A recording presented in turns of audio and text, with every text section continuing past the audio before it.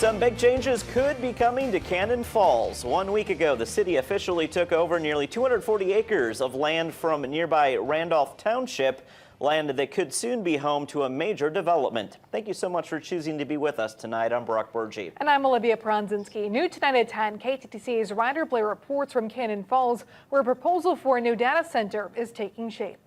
In their narratives, I mean, it's talks about hundreds of millions to potentially $1 billion.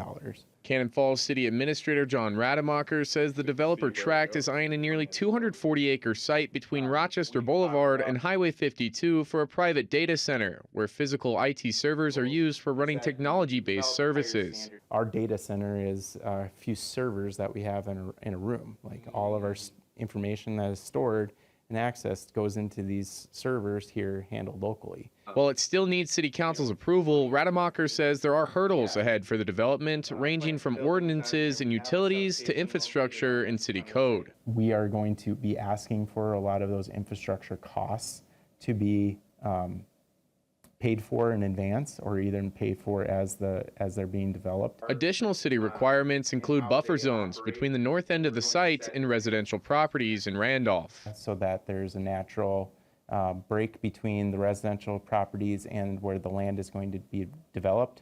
That'll be about 250 feet. This ag land here behind me is now the newly annexed land into the city of Cannon Falls, and it's the site for the development of that up to $1 billion data center.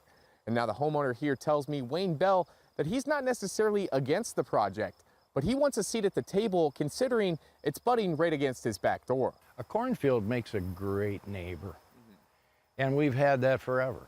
With his land sitting next to the proposed development, Bell says he still hasn't been properly informed by the township, the developer, the city, or the owner of the property, who has technically been my neighbor for 20+ years. Bell says all he's asking for is for his voice to be heard during the site planning process. Might as well get on board and make it part of your project.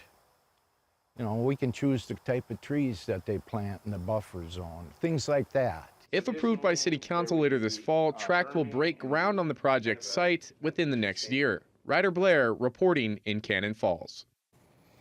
The city of Cannon Falls will pay Randolph Township about $2,400 a year for 10 years as part of this annexation deal.